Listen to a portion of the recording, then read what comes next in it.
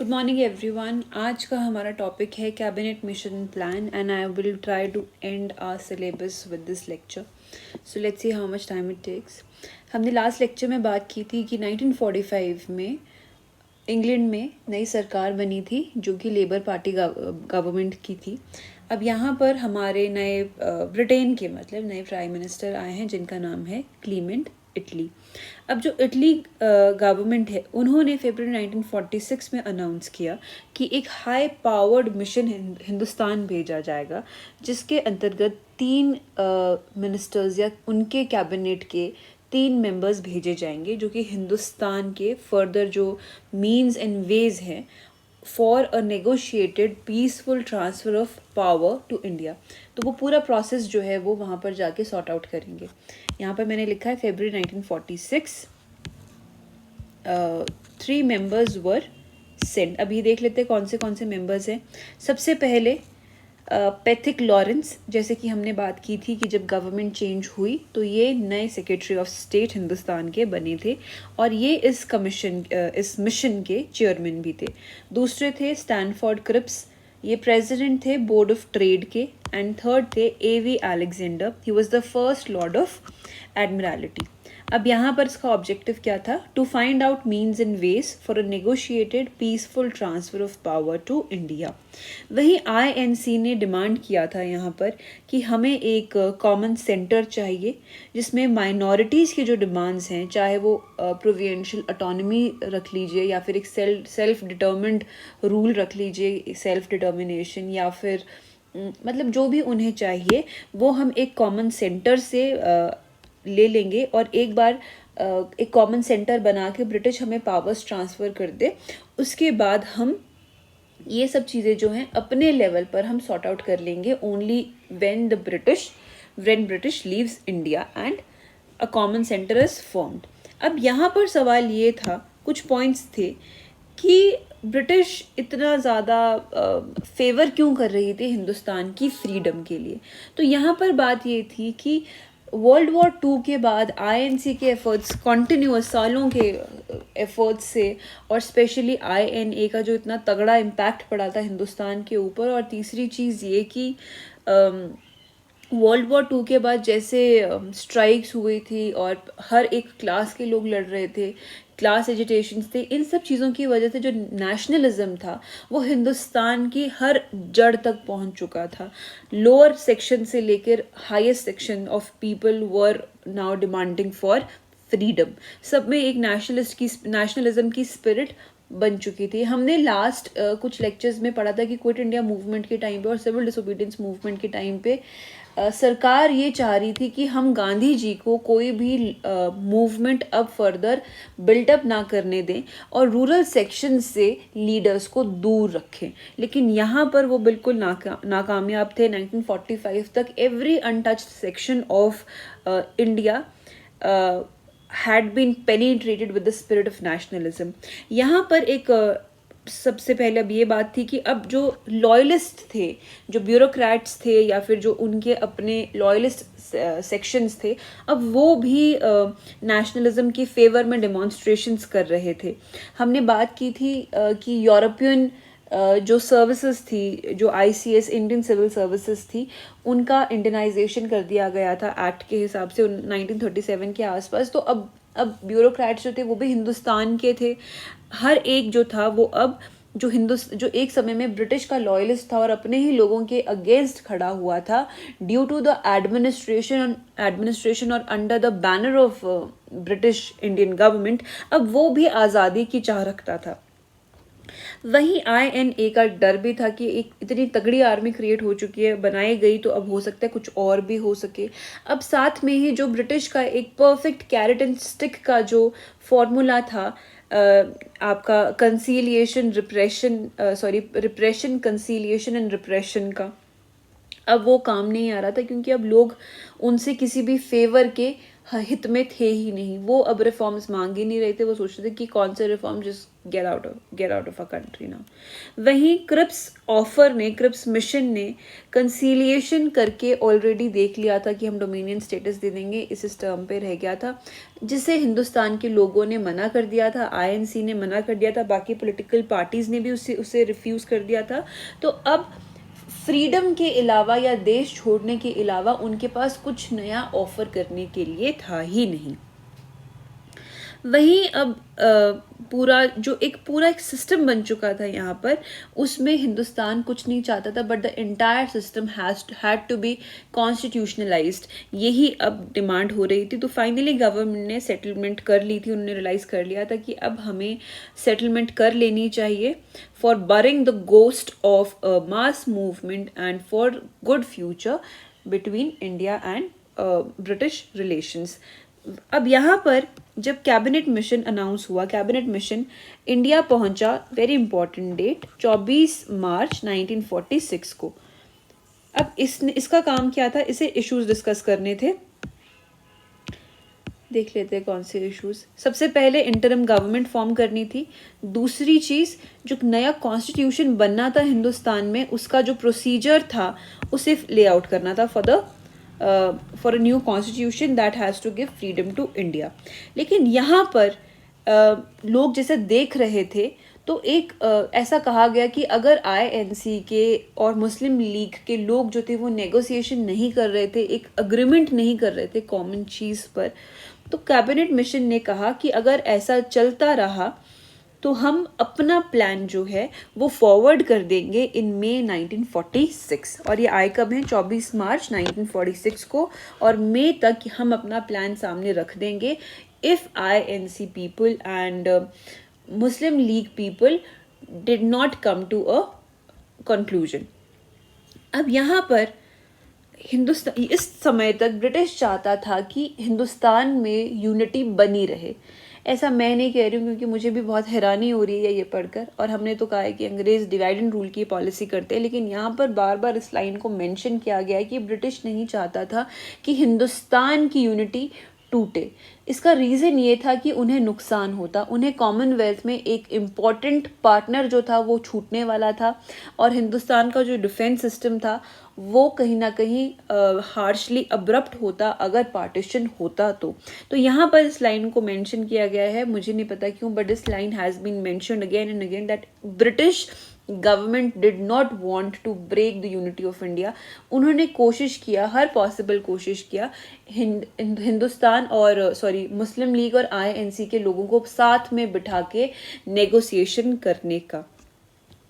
अब यहाँ पर कैबिनेट मिशन के मेन पॉइंट्स हम देख लेते हैं। सबसे पहले उन्होंने जो सबसे इम्पॉर्टेंट और फर्स्ट लाइन लिखी है, rejection on the demand of forming a full fledged state of Pakistan. उन्होंने बोला ऐसा कुछ नहीं होगा। इसका रीज़न क्या था, क्यों कैबिनेट मिशन प्लान ने रिजेक्ट किया था पाकिस्तान की फॉर्मेशन के लिए?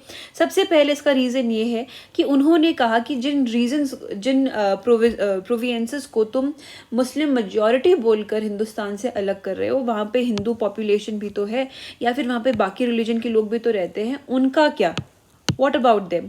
उन्होंने एक एस्टिमेट लगाया कि नॉर्थ वेस्टर्न प्रोविंस में NWFC में non Muslim population total population में से तकरीबन 38% है। वहीं नॉर्थ ईस्ट में आपका असम बंगाल एरिया में 48% नॉन मुस्लिम लोग रहते हैं। तो व्हाट अबाउट देम? अगर हम मुस्लिम मेजॉरिटी प्रोविंसेस को फेवर कर रहे हैं, उनकी सेपरेशन के लिए बात कर रहे हैं, तो ये लोग तो सफ़र करेंगे जो जोग्राफिकली उस एरिया में रहते हैं, लेकिन religiously they follow something that is interlinking with India. तो इनका क्या होगा? वहीं साथ में उन्होंने कहा कि they would be a more communal self determine demands. जब मुस्लिम लोग अपने प्रोविंसेस की डिमांड कर रहे हैं, एक नया पाकिस्तान डिमांड कर रहे हैं हिंदुस्तान से अलग, तो वहीं ये चीज़ तो हिंदू लोग भी कर सकते हैं। हिंदू वेस्ट बंगाल में जो हिंदू लोग रहते हैं वो भी डिमांड कर सकते हैं, और वेस्ट बंगाल में उस समय हिंदू महासभा का इन्फ्लुएंस जो था वो इतना स्ट्रॉन्ग हो चुका था, इतना स्ट्रॉन्ग था कि वहाँ के लोग, हिंदू महासभा जो थी वहाँ पर लोगों को इकट्ठा कर रही थी to demand for a separate Hindu state of west Bengal. वहीं उन्होंने कहा कि जो सिख हिंदू कम्युनिटी है जो कि हमारा अंबाला और जलंधर एरिया में रहती है, वो भी एक सेपरेशन डिमांड कर सकती है। तो अगर हम पाकिस्तान की डिमांड को एक्सेप्ट कर लेते हैं, then this would lead to more of communal riots and demands among Hindu states also and some Hindu and Muslim states, both of it। वहीं उन्होंने कहा कि जो रीजनल टाइज हैं वो भी डिस्टर्ब हो जाएंगे, एडमिनिस्ट्रेटिव प्रॉब्लम्स भी होंगे। एडमिनिस्ट्रेटिव प्रॉब्लम्स क्यों होंगी? क्योंकि एक पोर्शन पाकिस्तान को चाहिए नॉर्थ वेस्ट का, एक चाहिए नॉर्थ ईस्ट का, कुछ यहाँ पे नॉर्थ का है। तो तुम भाई तुम्हारी फ्लाइट कहाँ से जाएगी? अगर तुम्हारी एक डाक जानी होगी आपके यहाँ से कराची से बांग्लादेश तक, अगर ऐसा मर्जर हुआ होता, बांग्लादेश नहीं बना होता, तो तुम तो बेचारे हिंदुस्तान होके जाते। ठीक है, अब यहाँ पर उन्होंने कहा कि कम्युनिकेशन प्रॉब्लम्स भी बहुत ज़्यादा होंगे दो पार्ट्स के बीच में ऑफ पोटेंशियल पाकिस्तान। और वही उन्होंने कहा कि आर्म्ड फोर्सेस को भी डिवाइड करने में बहुत ही प्रॉब्लम होगी, इसलिए उन्होंने कहा कि this doesn't suit me and this has to be rejected, and which they did.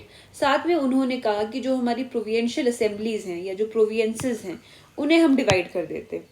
Provinces को डिवाइड किया गया सेक्शन ए, सेक्शन बी और सेक्शन सी।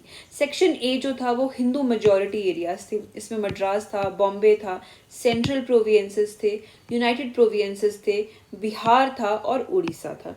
वहीं सेक्शन बी और सेक्शन सी में Punjab, north west frontier province, Sindh, ये मुस्लिम मेजॉरिटी थी, और सेक्शन सी में भी बंगाल और आसाम था जो कि मुस्लिम मेजॉरिटी स्टेट्स थे। यहाँ पर दोनों को मुस्लिम मेजॉरिटी के हिसाब से डिवाइड कर दिया गया, यहाँ पर हिंदू मेजॉरिटी प्रोविंसेस थे। अब यहाँ पर कांग्रेस को क्या दिक्कत आ सकती है, आप खुद सोचिए। कांग्रेस को दिक्कत आई आसाम से और नॉर्थ वेस्ट फ्रंटियर प्रोविंस से। अब 2 मिनट का टाइम लेके आप सोच लीजिए क्यों ऐसा हुआ होगा।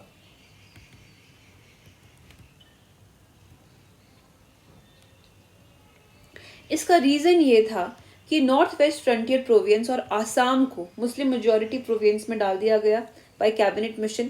लेकिन अगर हम 1945 के इलेक्शंस की बात करें तो इन दो जगहों पर क्या हुआ था, ये दो ऐसी जगहें थी जहां पर थे ये मुस्लिम डोमिनेंट या मुस्लिम मेजॉरिटी एरियाज, लेकिन यहाँ पर आईएनसी मेजॉरिटी में आई थी।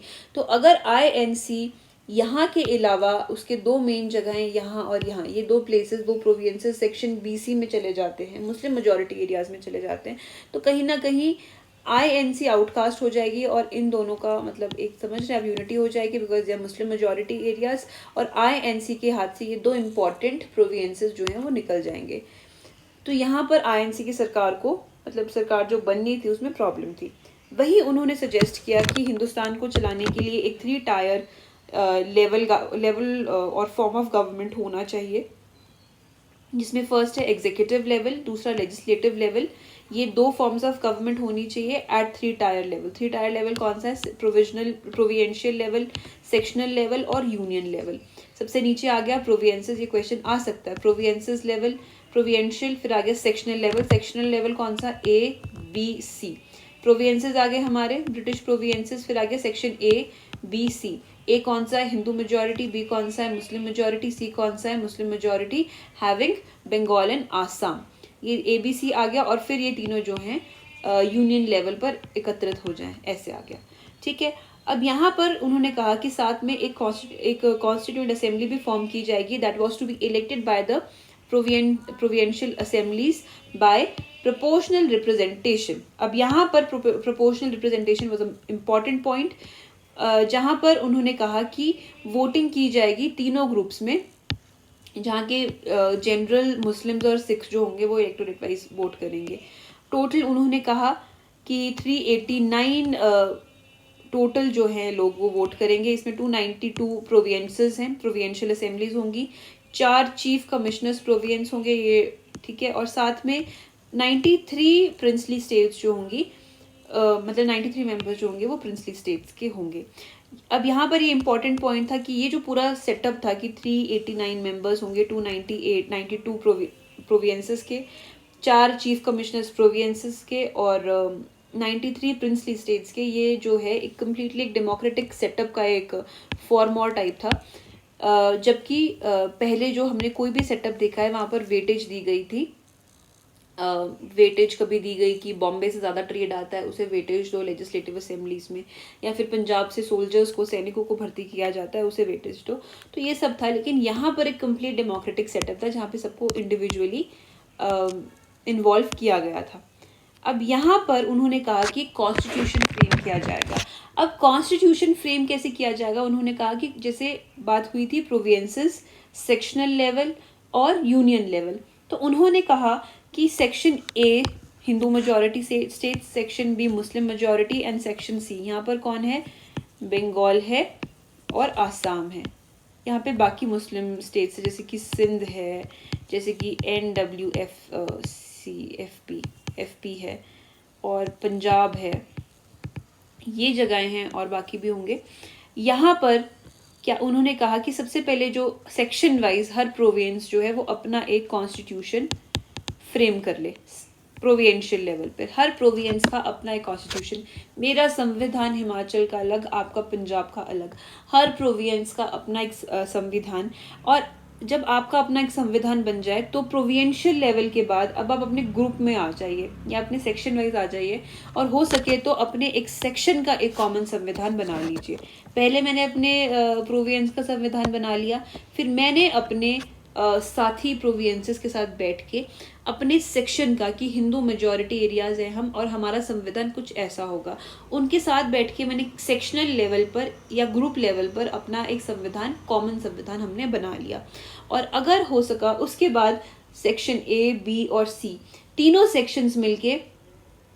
सेक्शंस मिलके एक यूनियन कॉन्स्टिट्यूशन कंबाइन करेंगे, जो कि हम फर्दर जो हैं हम पुटअप कर सकते हैं और हम उससे अपना देश जो है वो चला सकते हैं। साथ में उन्होंने कहा, I hope this is clear, सबसे पहले प्रोविंसेस लेवल पर एक कॉन्स्टिट्यूशन बनाएं, फिर सेक्शनल लेवल पर ए का अलग कॉन्स्टिट्यूशन, बी का अलग, 3 का अलग, और सबसे फिर ये तीनों सेक्शंस कंबाइन होकर अपने अपने संविधानों से एक यूनियन कॉन्स्टिट्यूशन जो था वो फ्रेम करने वाले थे। अब यहाँ पर उन्होंने कहा कि एक कॉमन सेंटर होगा जिसके पास कंट्रोल होगा डिफेंस का, कम्युनिकेशन का और एक्सटर्नल अफेयर्स का। ये कहा, साथ में उन्होंने कहा कि हम हिंदुस्तान में we are going to envisage a federal structure. साथ में उन्होंने कहा कि अगर कोई भी कम्युनल क्वेश्चन उठेगा तो वो दोनों ही कम्युनिटीज जो है वो simple majority present and voting से सॉर्ट आउट करेगी और कंक्लूजन ड्रॉ करेगी। साथ में उन्होंने कहा कि जो प्रिंसली स्टेट्स की ऑटोनॉमी थी, मतलब जो ब्रिटिश के अधीन थी जो प्रिंसली स्टेट्स, उन्हें हम अब इंडिपेंडेंट कर देंगे, फ्रीडम दे देंगे और उन्हें चॉइस मिलेगी कि वो अपनी चॉइस के हिसाब से ज्वाइन कर सकती है सक्सेसर गवर्नमेंट, इंडिया, पाकिस्तान या ब्रिटिश। मतलब ब्रिटिश ने अपने आप को भी रखा हुआ है, ब्रिटिश इंग्लैंड आने वाला था हमारी बगाट की या कोई और जुब्बल की ठकुराई को एडमिनिस्टर करने के लिए। तो उन्होंने यहाँ पे ये पॉइंट कहा कि जो प्रिंसली स्टेट्स हैं उन्हें ऑटोनॉमी दी जाती है from British paramountcy, please keep this in mind, from British paramountcy, and choice would be given to princely states to join any of the successor government, India और पाकिस्तान और ब्रिटिश गवर्नमेंट। ये point आ गया। साथ में उन्होंने कहा कि जनरल इलेक्शंस के बाद प्रोविंस को मौका मिलेगा, अ province can get out of this sectional system. ठीक है, जो अपना ग्रुप है प्रोविंस, जनरल इलेक्शंस होने के बाद प्रोविंस को ऑप्शन दी जाएगी कि वो सेक्शन ए, बी, सी जिस भी ग्रुप में वो फॉल करता है वो उस ग्रुप से फ्री हो सकता है। अगर नहीं होता है तो 10 साल के बाद जो प्रोविंस है वो फिर से अपने ग्रुप को रिकंसिडर कर सकता है और यूनियन कॉन्स्टिट्यूशन को भी 10 साल के बाद दे कैन रिव्यू और reconsider the group they are following in and further can reconsider this union constitution. साथ में उन्होंने कहा कि जब तक ये सब चीज़ें सॉर्ट आउट होंगी हम एक इंटरिम गवर्नमेंट फॉर्म कर देंगे कॉन्स्टिट्यूशन असेंबली के लिए। ठीक है, यहाँ तक बात आ गई। अब फर्दर हम देख लेते हैं कि आगे क्या होने वाला है।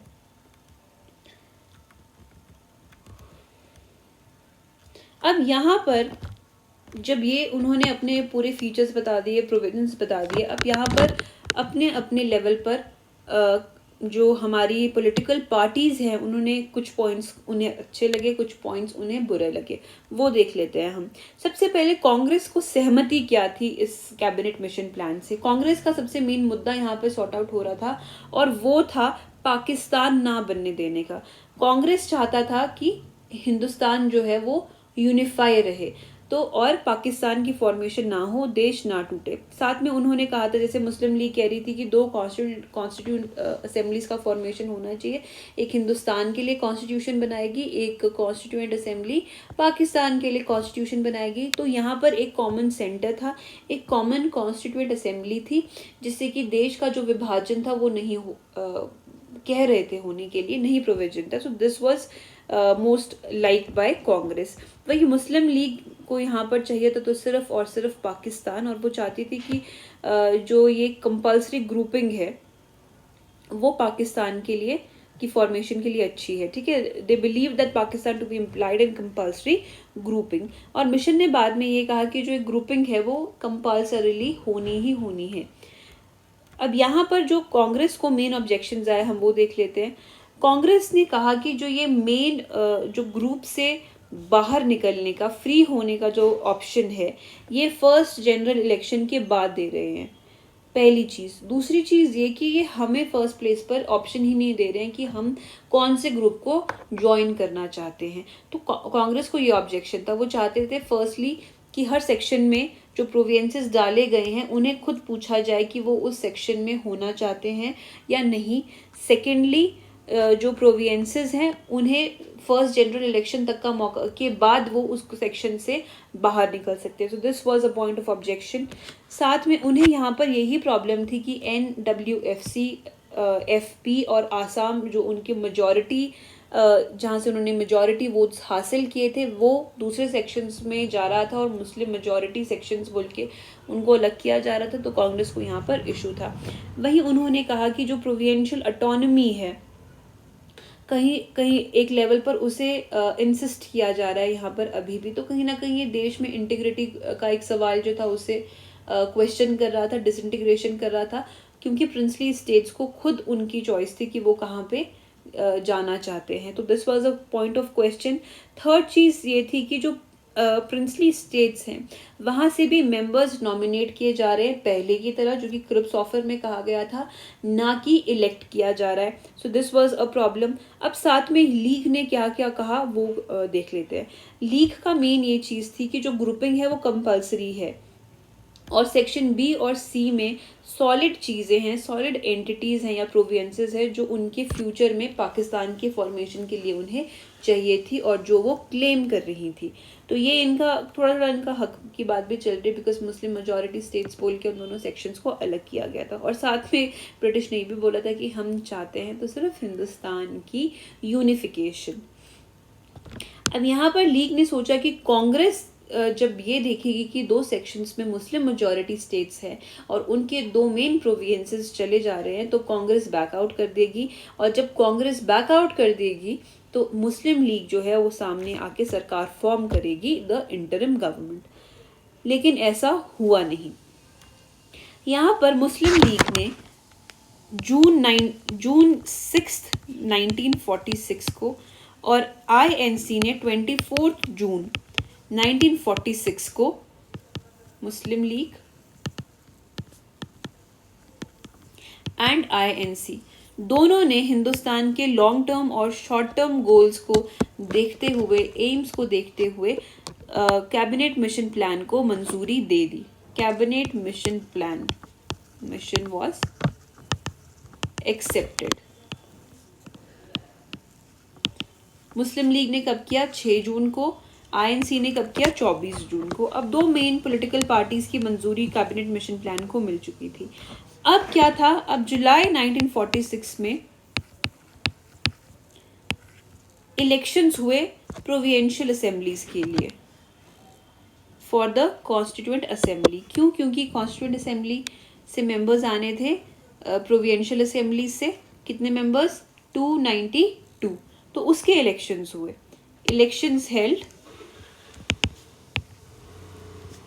इन provincial assemblies for constituent assembly to frame the constitution. वहीं अब यहाँ पर नेहरू जी ने कुछ कमाल कर दिया। 10 जुलाई 1946 को पंडित नेहरू की एक स्टेटमेंट आई जिसने जिन्ना का मूड पलट दिया और उनको चाहिए था तो अब सिर्फ पाकिस्तान। 10 जून 1946 को पंडित नेहरू ने कहा, we are not bound by a single thing except that we have decided to go into the Constituent Assembly, implying that the Constituent Assembly was sovereign and would decide the rules of procedure. The big probability is that there would be no grouping as NWFC and Assam would have objections to join Section B and Section C. अब उन्होंने क्या कहा, अगर आप इसको फिर से समझे, मैं रिपीट कर देती हूँ। We are not bound by a single thing except that we have decided to go into the constituent assembly, implying that the constituent assembly was sovereign and would decide the rules of procedure. इसका कहने का मतलब ये है कि हम किसी भी चीज़ से खुद को बाइंड नहीं होने दे रहे हैं। सिर्फ एक ही चीज़ है कि हमने कॉन्स्टिट्यूएंट असेंबली में जाने के लिए हाँ कर दी है, उसमें एंट्री के लिए हाँ कर दी है, क्योंकि जो कॉन्स्टिट्यूएंट असेंबली है हम मानते हैं कि वो सोवरन है और फर्दर हमारे देश का जो रूल्स ऑफ प्रोसीजर है उसे वो डिसाइड करने वाली है। और मैं मानता हूँ कि एक बहुत बड़ी प्रोबेबिलिटी है, एक चांस है कि NWFC और आसाम जैसी स्टेट्स को ग्रुप नहीं किया जाएगा, ग्रुपिंग नहीं होगी, क्योंकि ये दो मेन प्रोविंसेस ऐसे हैं NWFP और आसाम जो है जिन्हें सेक्शन बी और सेक्शन सी को ज्वाइन करने से प्रॉब्लम होगी। तो वो कहते हैं कि हो सकता है सेक्शनिंग हो ही ना। अब इस स्टेटमेंट से जिन्ना को गुस्सा आ गया और यहाँ पर जुलाई 29, 1946 को लीग ने अपनी एक्सेप्टेंस जो थी उसे विड्रॉ कर लिया। League backed out. इसने अपना जो एक्सेप्टेंस था कैबिनेट मिशन प्लान की तरफ उससे विड्रॉ कर लिया। They walked out in response to Nehru's this statement given on 10 जुलाई 1946 और यहाँ पर उन्होंने अगस्त 16 1946 से एक डायरेक्ट एक्शन के लिए अपने देश के मुसलमानों को बढ़ा दिया, बुला लिया टू अचीव पाकिस्तान। ये आ गया, ठीक है। अब यहाँ पर अगर हम शिमला कॉन्फ्रेंस की वापस से बात करते हैं तो इफ़ यू रिमेंबर वेविल ने जब अपना प्लान दिया था तो मुस्लिम लीग को उन्होंने एक वोटिंग राइट दिया था, एक विटो दिया था। मुस्लिम लीग चाहती थी कि जो भी प्रोविजन बनेगा उसमें उन्हें 2/3 अगर मुस्लिम लीग की किसी बात को, किसी बिल को रिजेक्ट करना है तो वो बाकी parties 2/3 president voting, 2/3 majority president voting के माध्यम से उसे रिजेक्ट कर सकती है, उसे रिजेक्ट करेगी। तो इस चीज़ को वेविल ने मंजूरी दे दी थी और मुस्लिम लीग को विटो दे दिया था। इस बात का जो मतलब है वो आगे आपको पता चल जाएगा, क्योंकि अभी तक वाइसरॉय जो वो वेविल चल रहा है। अब यहाँ पर जब 16 अगस्त 1946 से ऐसा हो गया तो देश का जो कम्प्लीटली जो रुख था वो ट्रांसफॉर्म हो चुका था। अब यहाँ पर पूरे देश में राइट्स, दंगे फसाद, मार कुटाई, मर्डर्स चल रहे हैं, लोग एक दूसरे को मार रहे हैं और काट रहे हैं, हजारों लोग मर रहे हैं। और सबसे ज़्यादा जो एरियाज हिट थे वो थे कैलकटा, बॉम्बे, नावखली, बिहार, गढ़मुक्तेश्वर जो कि यूनाइटेड प्रोविंसेस में है। ये these places were worst hit. अब यहाँ पर कहा जाता है कि सरकार अपनी प्रायोरिटी चेंज करने पर आ गई। वेविल जो कि पहले मुस्लिम लीग के हक में चल रहे थे, उन्हें विटो पावर दे दी थी उन्होंने। अब वो चाहते थे कि कांग्रेस जल्द से जल्द इंटरिम गवर्नमेंट जो है वो फॉर्म कर दे। अगर लीग ने अपना जो एक्सेप्टेंस है वो वापस ले लिया है तो INC जल्द से जल्द इंटरिम गवर्नमेंट की फॉर्मेशन जो है वो कर दे। अब यहाँ पर क्यों, ऑब्वियसली क्योंकि ब्रिटिश चाहता है कि जल्दी से जल्दी हम इस टंटे को ख़त्म करें and we just get back to our country. अब यहाँ पर ब्रिटिश रूल जो था उसने डिमांड किया and the withdrawal and the post imperial links जो थे वो अब कम्प्लीटली जो कंट्री का जो पोस्चर था उसे बदलने वाले थे। अब फाइनली इंटरिम गवर्नमेंट का फॉर्मेशन कर दिया गया, उसे स्टैब्लिश कर दिया गया, क्योंकि वेवेल को और ब्रिटिश गवर्नमेंट को डर था कि कांग्रेस एक और मास एक्शन या प्रोटेस्ट जो था वो लॉन्च ना कर दे, इसलिए उन्होंने चुपचाप से Congress dominated interim government which was headed by Nehru उसका गठन कर दिया। और डेट थी September 2nd, 1946। INC dominant interim government headed by Jawaharlal Nehru. It was sworn with Nehru continuing to insist on his party's opposition to the compulsory grouping, क्योंकि यहाँ पर अब आईएनसी का क्या फायदा है, उसके 2 मेंबर्स 2 प्रोविंसेस परे जा रहे थे, तो वो कंपल्सरी ग्रुपिंग के लिए ऑपोजिशन दिखा रहे थे। मुस्लिम लीग बैकआउट कर चुकी थी क्योंकि उसे ग्रुपिंग चाहिए थी, उसे फायदा मिल रहा था सेक्शन सी और सेक्शन बी के साथ पाकिस्तान बनाने का। तो वेवेल ने देखा यार ये तो सुलझेंगे नहीं, let's encourage INC to form government. अब यहाँ पर इंटरिम गवर्नमेंट में the interim government was little more than a continuation of the old executive of the viceroy. Wavell overruled the ministers on the issue of release of INA prisoners in his very last cabinet meeting in March 1947, क्योंकि इसके बाद आने वाले हैं Mountbatten. ये जो interim government थी ये भी कहीं ना कहीं पुराने ही एक्ट्स और गवर्नमेंट के हिसाब से चल रही थी, क्योंकि मिनिस्टर्स की बात कोई सुन नहीं रहा था, और वेवेल जो थे वो मिनिस्टर्स की काफ़ी बातों को ओवररूल कर रहे थे, जिसमें एक मेन जो पॉइंट था वो था INA प्रिजनर्स की रिहाई का। वेवेल की लास्ट कैबिनेट मीटिंग हुई थी, लास्ट कैबिनेट मीटिंग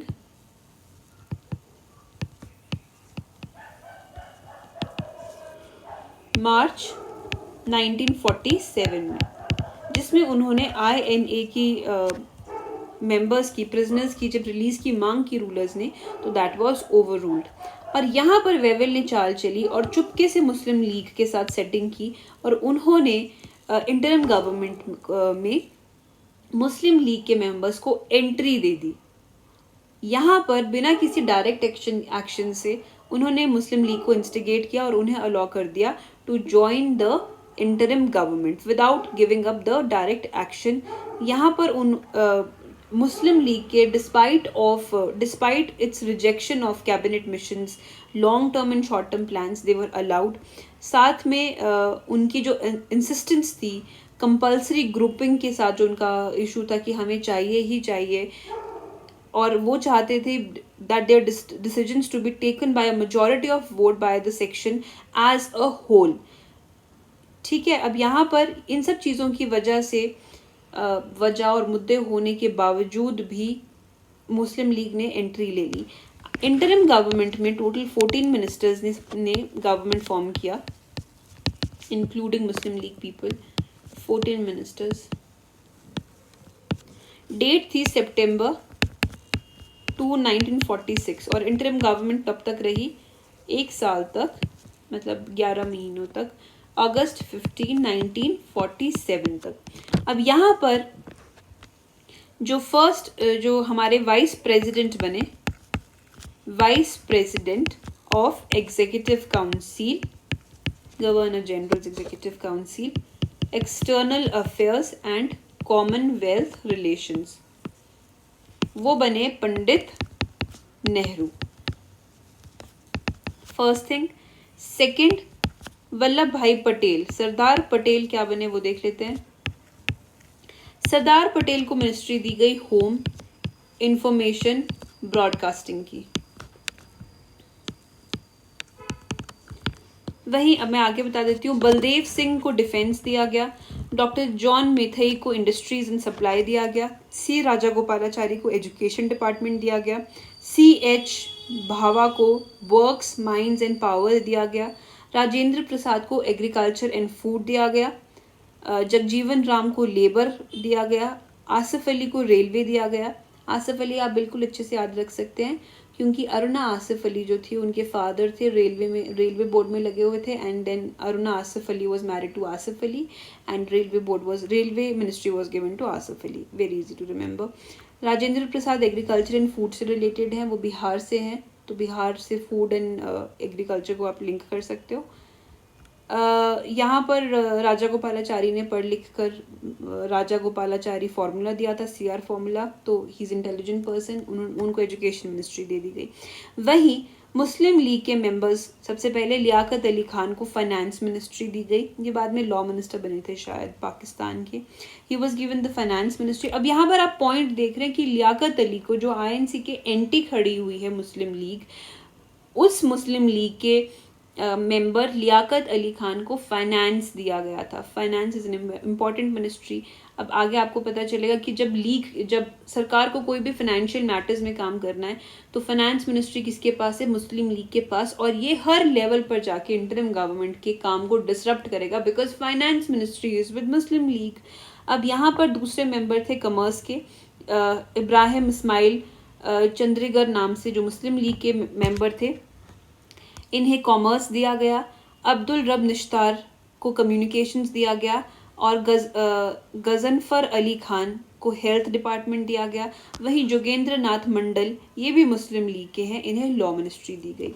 अब यहाँ पर क्वेश्चन आ गया दिस वर्सेस दैट का। अब यहाँ पर लीग ने कॉन्स्टिट्यूएंट असेंबली की फर्स्ट मीटिंग, जो कि हम सबको पता है हमारी पॉलिटी जहाँ से शुरू होती है, फर्स्ट मीटिंग, जिसके मेंबर थे जिसके प्रेसिडेंट थे, टेम्पररी प्रेसिडेंट कौन थे? Sachchidanand Sinha, doctor Sachchidanand Sinha, because he was the senior most member of the constituent assembly.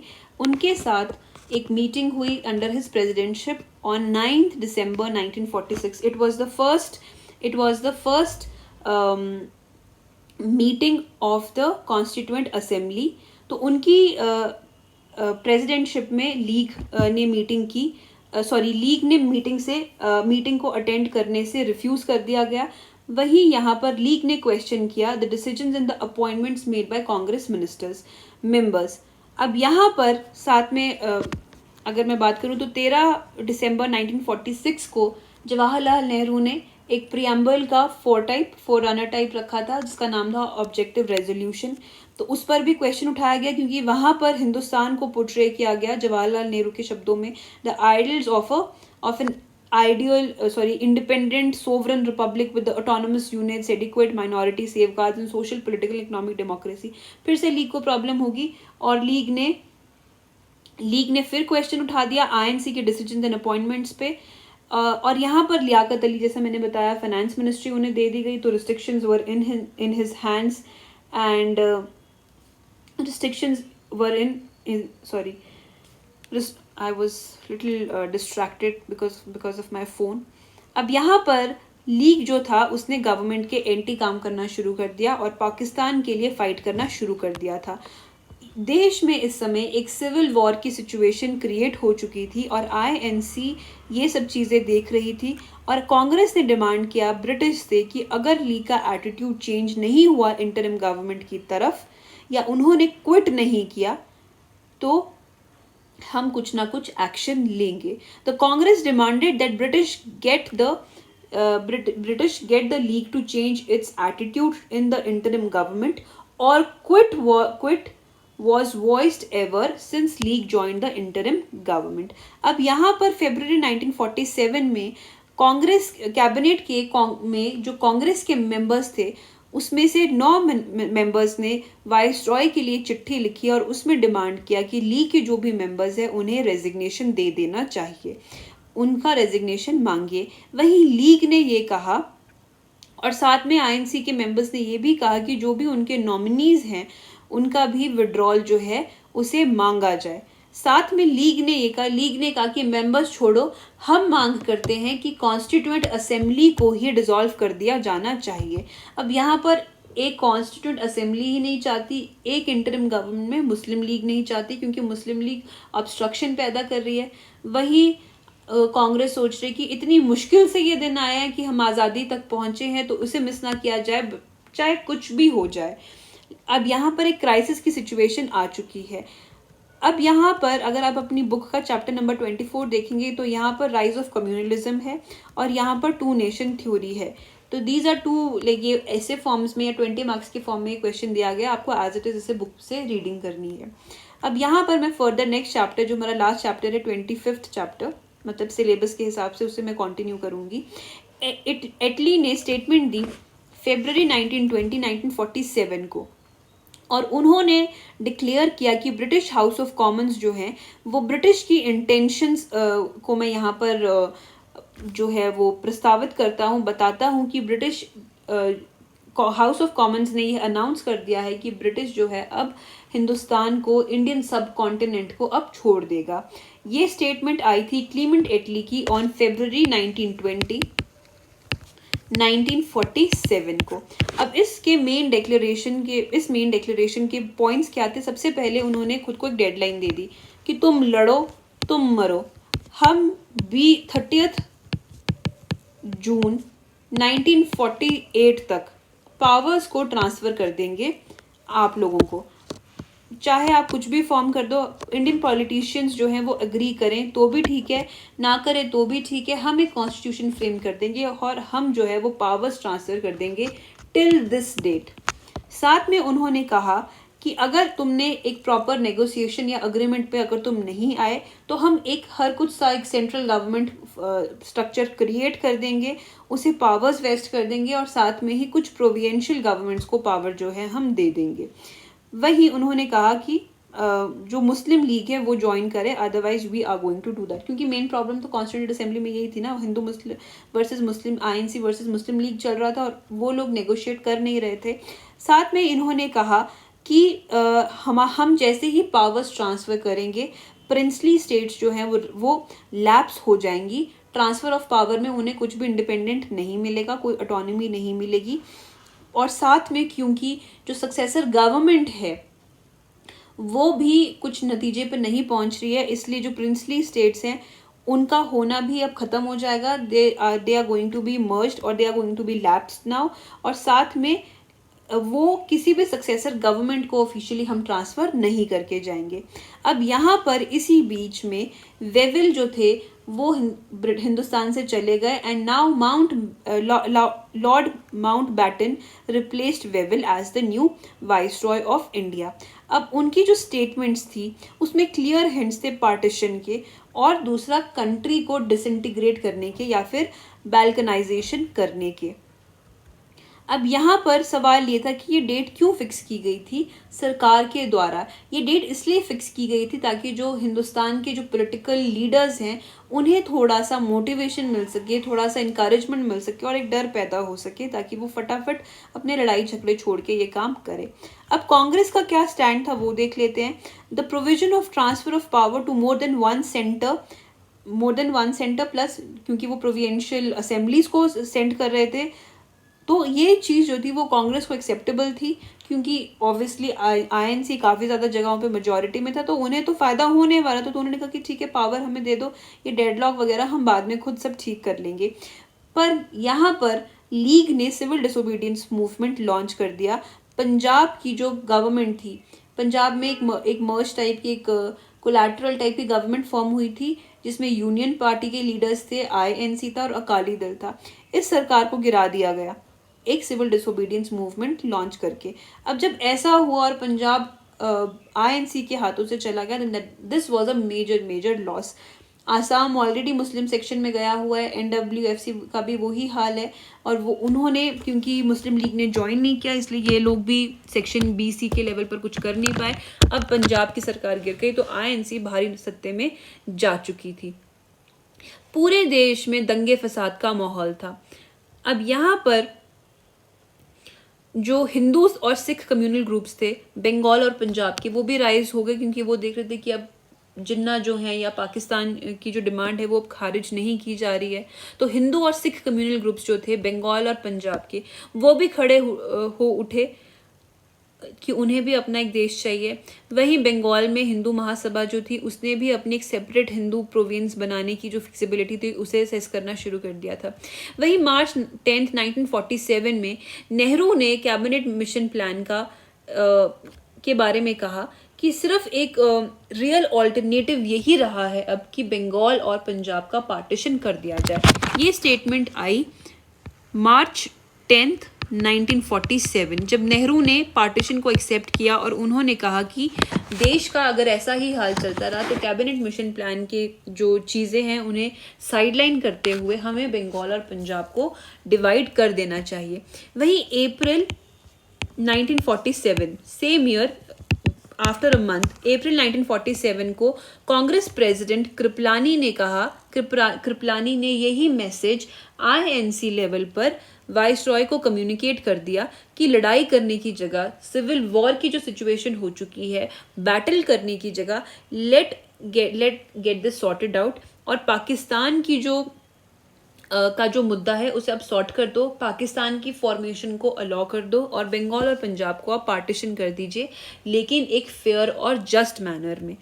अब माउंट बैटन को यहाँ पे ब्रिटिश पार्लियामेंट का जो काम था उसे भी कम करना था, तो माउंट बैटन यहाँ पर गेम खेलेंगे, वो हम देख लेते हैं। माउंट बैटन का असलियत में ये काम था, उन्हें भेजा गया था हिंदुस्तान का जो ये टास्क है, कॉन्स्टिट्यूएंट असेंबली का जो मुद्दा है उसे फटाफट से सॉर्ट आउट करके आने का। He was formally given more powers to decide things on spot and his task was to explore the options of unity and division till October 1947 and then advise the British parliament on the form of transfer of power. वही cabinet mission plan जो था, it became a dead horse and Jinnah was obstinate about not settling for anything less than a sovereign state of Pakistan. कोई भी party जो थी वो मानने के लिए तैयार नहीं थी। अब माउंट बैटन 3 जून 1947 को अपने माउंट बैटन प्लान के साथ आए। माउंट बैटन प्लान, डेट थी 3 जून, 3 जून 1947 को।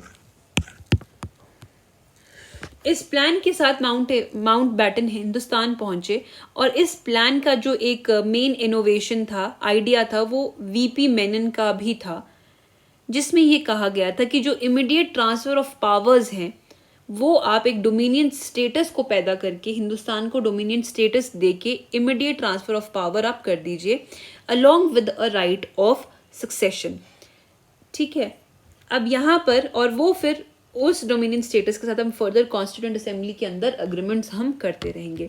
अब माउंट बैटन प्लान के मेन प्रोविजंस क्या थे हम वो देख लेते हैं। सबसे पहले इसमें कहा गया कि Punjab and Bengal legislative assemblies would meet in 2 groups, Hindus and Muslims, to vote for partition. If a simple majority of either group voted for partition then the provinces would be partitioned. कहने का क्या मतलब है कि पंजाब और बंगाल की जो लेजिस्लेटिव असेंबलीज हैं वो 2 ग्रुप्स में मिलेंगी। एक जैसे मान लीजिए पंजाब की प्रोविंशियल असेंबली है, उसके हिंदूज अलग कर दिए, मुस्लिम अलग कर दिए गए, उनकी एक मीटिंग बिठा दी गई। पंजाब एक होगी बंगाल की लेजिस्लेटिव असेंबली, इसके हिंदूज अलग, इसके मुस्लिम्स अलग, 2 ग्रुप्स हो गए, हिंदू अलग मुस्लिम अलग।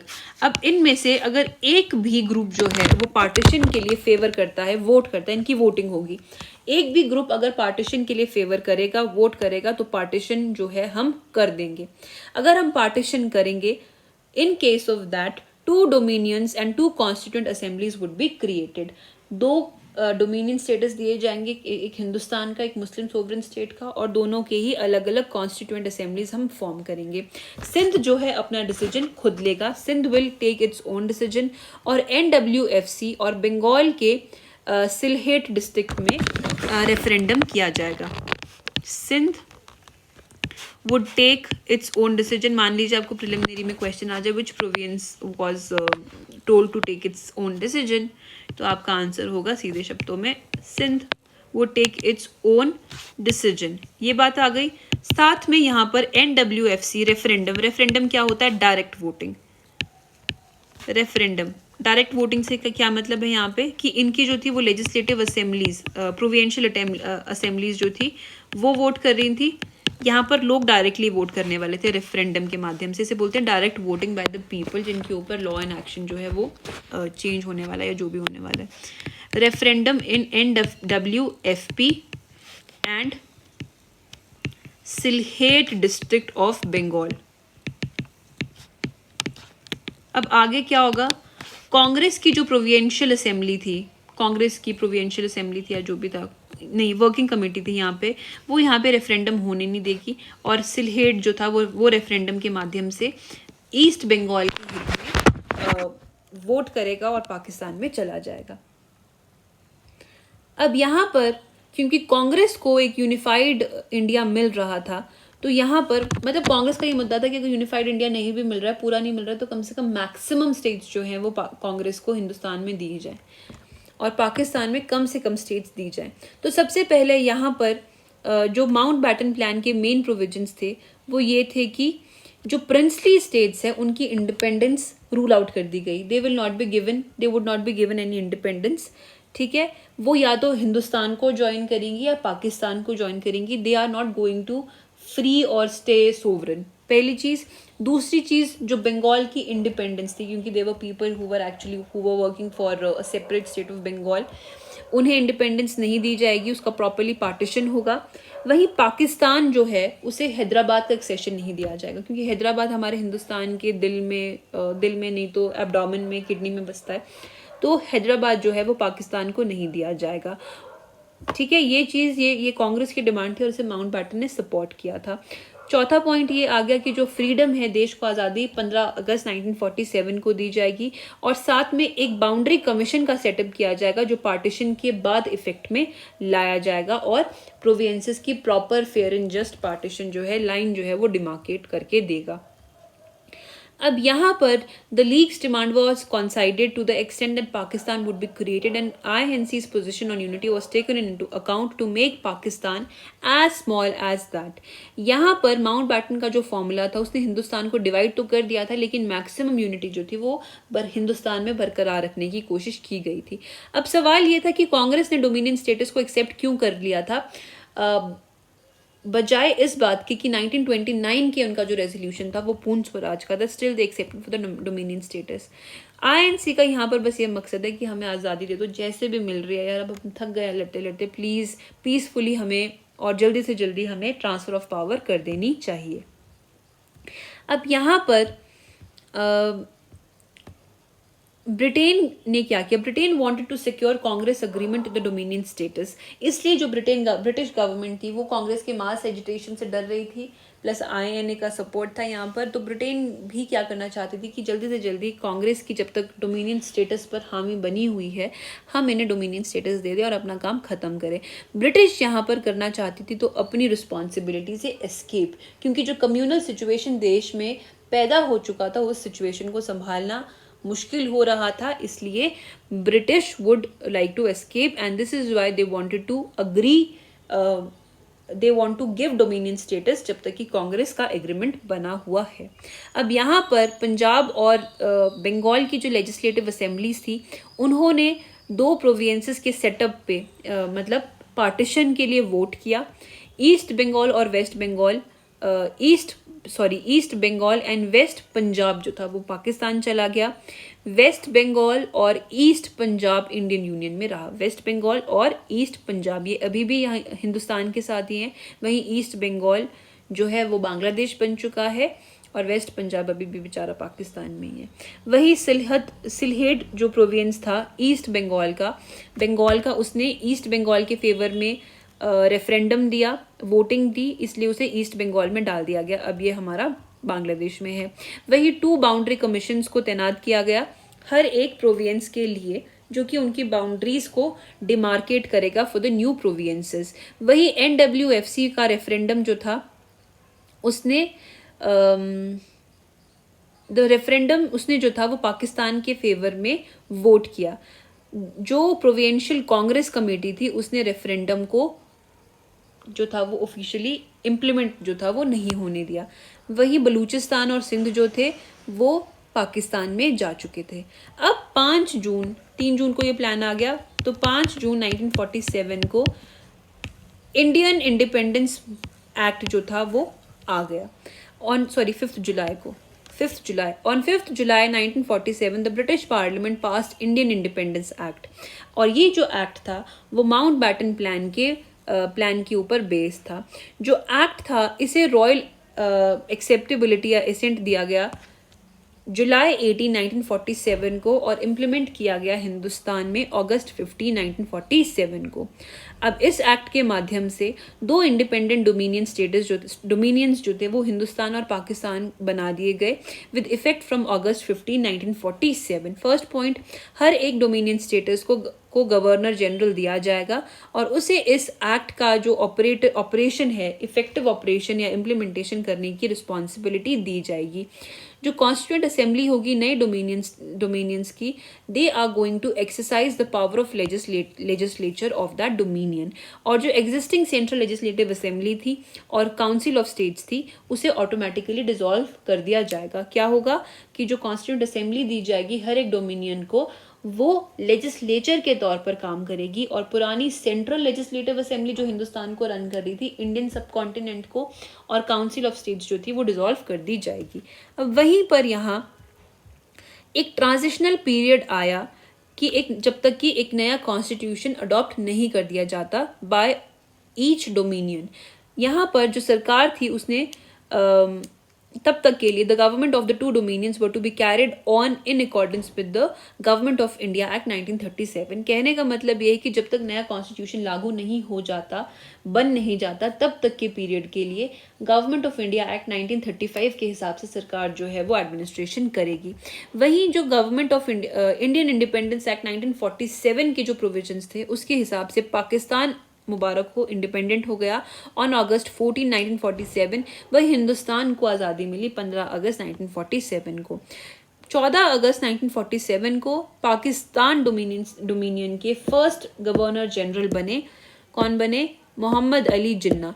वहीं हिंदुस्तान ने डिसाइड किया कि वो लॉर्ड माउंटबैटन को ही रिक्वेस्ट करेंगे कि वो 15 अगस्त 1947 से फर्दर एडमिनिस्ट्रेशन के लिए कुछ समय के लिए हिंदुस्तान को गवर्नर जनरल की जो हिंदुस्तान में गवर्नर जनरल की रिस्पॉन्सिबिलिटीज को कंटिन्यू रखें।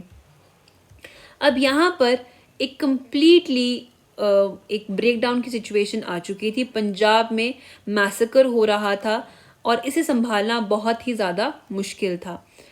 पार्टीशन की जो प्रॉब्लम्स थी उसे किसी भी इंस्टीट्यूशन ने प्रॉपरली टैकल नहीं किया। माउंटबैटन ने उम्मीद करी थी कि एक कॉमन कि जब हम डोमिनियन स्टेटस दे देंगे तो इंडिया और पाकिस्तान को एक कॉमन गवर्नर जनरल या वॉइसरॉय के तौर पर हम काम करेंगे, हिंदुस्तान और पाकिस्तान दोनों के साथ। और जो ये कम्यूनल पार्टीशन की या राइट्स की जो प्रॉब्लम आ रही है या जो ट्रांसफ़र की जो प्रॉब्लम आ रही थी लोगों का माइग्रेशन की, उससे हम इजीली टैकल करेंगे। लेकिन जिन्ना जो थे उन्होंने इस चीज़ को नहीं माना और उन्होंने तुरंत ही पाकिस्तान को बनाते हुए या आज़ाद कराते हुए उन्होंने तुरंत ही गवर्नर जनरल की पोस्ट को ज्वाइन कर लिया। और वहीं पर साथ में जब बाउंड्री कमीशन की जब रिपोर्ट आई 12 अगस्त 1947 को अंडर रेड क्लिफ, तो उस रिपोर्ट को लीक नहीं किया गया। माउंटबैटन ने उस रिपोर्ट को पब्लिक किया 15 अगस्त 1947 को, ताकि ब्रिटिश को जो ये डिस्टर्बेंसेस थी या माइग्रेशन था उस रिस्पॉन्सिबिलिटी में ब्रिटिश जो थी वो एस्केप करना चाहती थी। इसलिए उन्होंने 15 अगस्त को जब हिंदुस्तान को आज़ाद कर दिया और अपनी गवर्नमेंट्स, डोमिनियन गवर्नमेंट्स जो थी वो फॉर्म कर दी दोनों ही देशों में, तो उन्होंने उस प्लान को लीक किया। अगर वो 12 अगस्त को करते तो उन्हें ऑब्वियसली उस प्लान को जो कमीशन था, बाउंड्री कमीशन के जो रिकमेंडेशंस थे, उसे इम्प्लीमेंट भी करना पड़ना था। अब वहीं पर यहाँ पर साथ में जो स्टेट्स थी वो इंटीग्रेट की गई। कई स्टेट्स को अलग अलग मेथड से जो था वो हिंदुस्तान और पाकिस्तान में इनकोऑपरेट किया गया। यहाँ पर कुछ लोगों ने पंजाब और बंगाल में लोगों के जो मूवमेंट्स थे वो भी चले, प्रिंसली स्टेट्स में मूवमेंट्स चले, अपसर्जेस चली, क्योंकि वो भी अपने पॉलिटिकल राइट्स को और इलेक्टिव रिप्रेजेंटेशन कॉन्स्टिट्यूशन असेंबली में देना चाहते थे। इस बात पर नेहरू ने ये कहा कि हमने ऑलरेडी मौका दिया था, लेकिन प्रिंसली स्टेट्स ने कॉन्स्टिट्यूएंट असेंबली में आने से या रिप्रेजेंटेशन देने से मना कर दिया, वो उसमें गए ही नहीं थे। अब यहाँ पर एक कॉन्फ्रेंस हुई उदयपुर में और ग्वालियर में, जिसके जो प्रेसिडेंट थे वो थे पंडित नेहरू। ये कॉन्फ्रेंसेस थी all India states people conference sessions in Udaipur 1947 and Gwalior April 1947। यहाँ पर फर्दर एक्शन प्लान लिया गया, चाहे वो स्टेट्स को हिंदुस्तान में डालने का था या फर्दर जो माइग्रेशन या पार्टीशन का जो काम था वो होने लगा। इसके साथ ही हमारा देश आज़ाद हो चुका है। And that's all. This ends our syllabus here, but our lectures are going to be continued for a few more days, जिसमें आपकी जो प्रिलिमिनरी की तैयारी है that I'm going to do, उसमें आपके जो बुक के जो लास्ट के अपेंडिसेस के जो चैप्टर्स हैं जिसमें वाइस रॉयज़ की लिस्ट है, जिसमें कि वाइस रॉयज़ के अलावा आपके जो आईएनसी के जो प्रेसिडेंट्स हैं उनकी लिस्ट है, इम्पॉर्टेंट एक्ट हैं, वाइस रॉयज़ ने जो इम्पॉर्टेंट काम किए, वो सारी डिटेल्स हैं। और प्लस बीच में भी कुछ चैप्टर्स है, जैसे कि एजुकेशन से रिलेटेड जो भी रिफॉर्म्स ब्रिटिश लाया है उनकी एक लिस्ट हम बनाएंगे। और कुछ भी मतलब प्रिलिमिनरी के पॉइंट ऑफ व्यू से 5-6 चीज़ें जो हैं वो हम फर्दर 5-6 लेक्चर्स में I am going to work them out within a few days. So thank you so much.